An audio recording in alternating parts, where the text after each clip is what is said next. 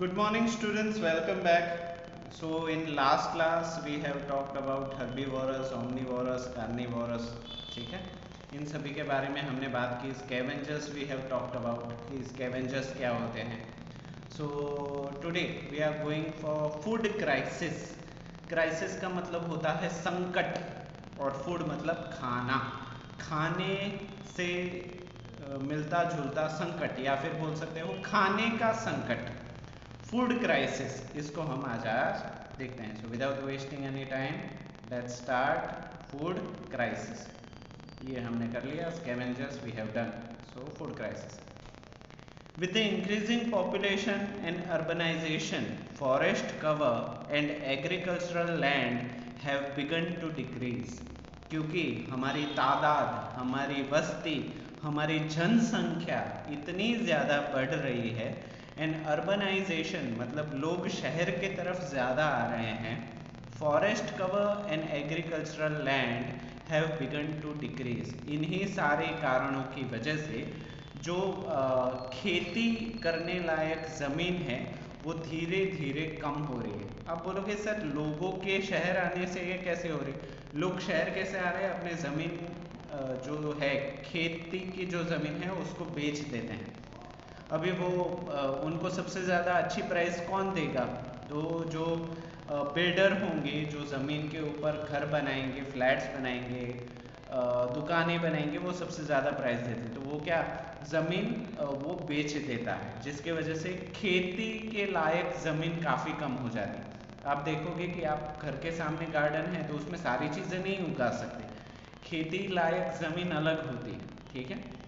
So this is posing to be a major threat to the amount of food available for the people in the world. ये इन्हीं चीज़ों की वजह से एक बहुत ही बड़ा थ्रेट का मतलब होता है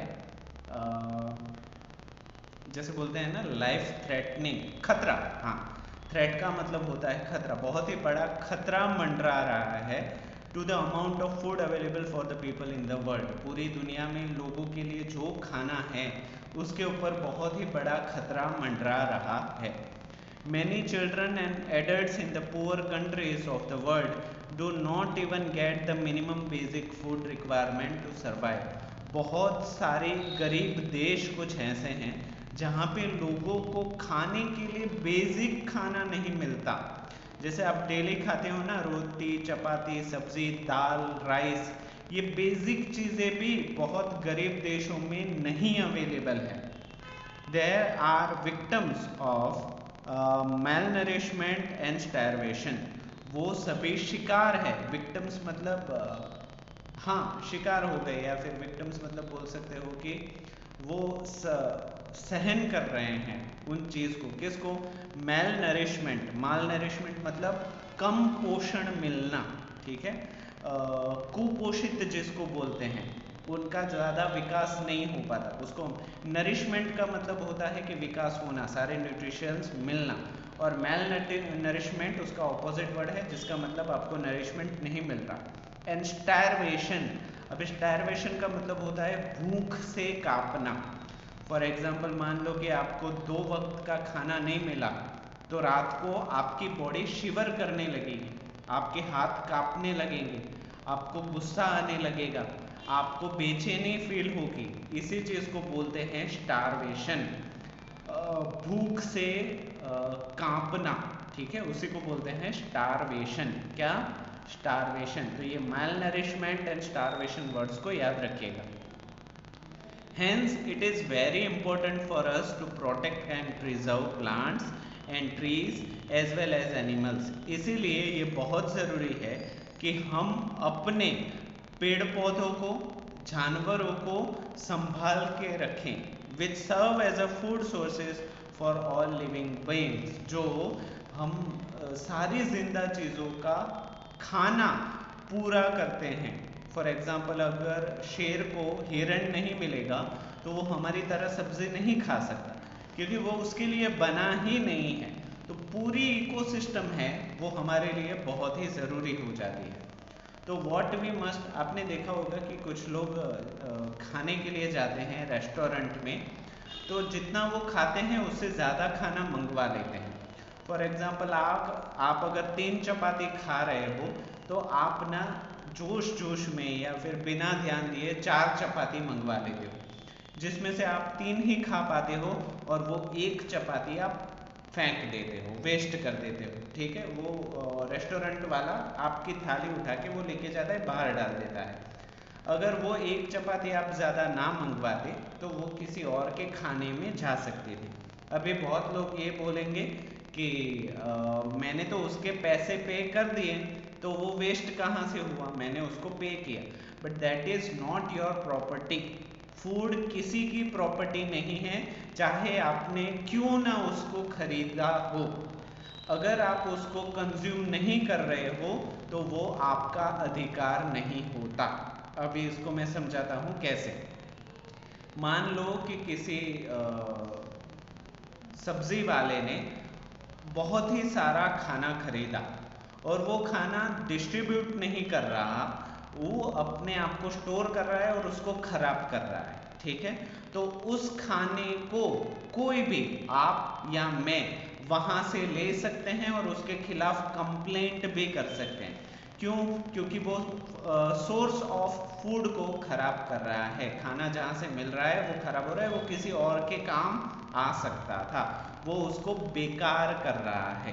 तो दैट इज अ पनिशेबल, उसको सजा मिल सकती है। आपके पास भी बहुत ज़्यादा खाना आपने पैसे दे के ऑर्डर किया है और आप उसको खा नहीं रहे हो, उसको सड़ने दे रहे हो, बगाड़ खराब कर रहे हो, तो आपके ऊपर कोई केस फाइल कर सकता है। It is punishable offence. ठीक है, उसकी आपको सज़ा भी मिल सकती है, क्योंकि खाना किसी और के हक का आप खराब कर रहे हो। आप उसको खराब नहीं करते तो किसी और का पेट भर सकता था।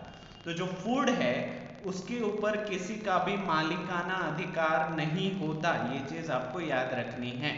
अगर आपको जितनी ज़रूरत है उतना आप खा सकते हो, बाकी का खाना आप खराब नहीं कर सकते, वेस्ट नहीं कर सकते, चाहे भले ही उसके लिए आपने बहुत सारा पैसा दिया हो फिर भी। ठीक है, चाहे वो फार्मर हो तो भी सेम रूल है, आप हो तो ही है, और प्राइम मिनिस्टर हो तो भी है। Food you can not waste, it is a punishable offence.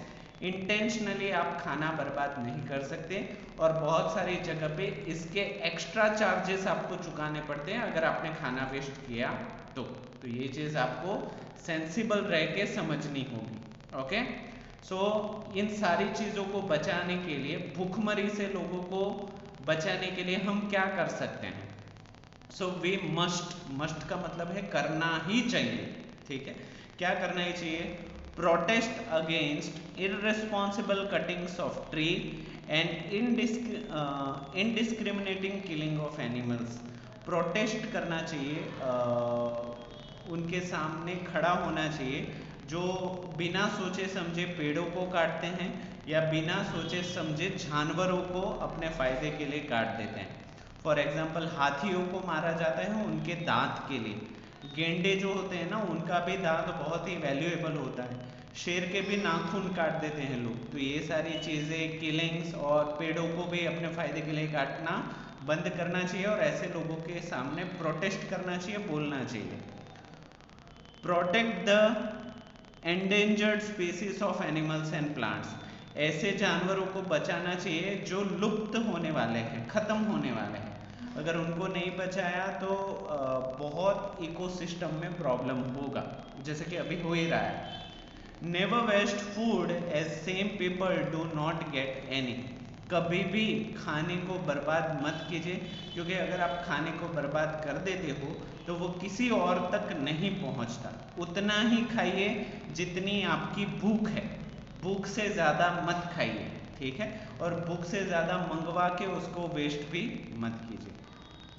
चलो आगे बढ़ते हैं।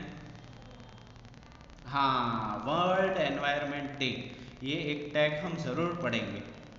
The theme for the world environment day 5 जून 2013, अभी गया रिसेंटली 5 तारीख को वर्ल्ड एनवायरनमेंट डे था, was think, eat and save. तो उसकी जो थीम है, उसका जो मुख्य हेतु वो क्या है?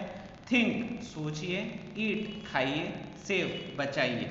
सोचिए, खाइए, बचाइए, ये उसकी मेन थीम थी।